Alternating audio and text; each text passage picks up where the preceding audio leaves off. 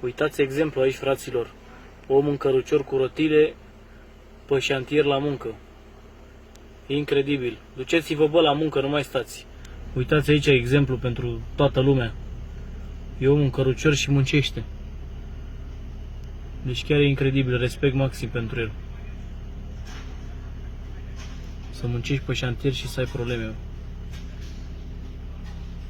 Deci chiar am rămas uimit.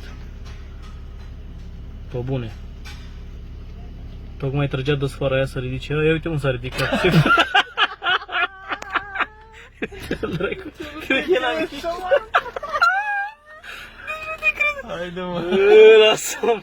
Haide, haide. Ce râde.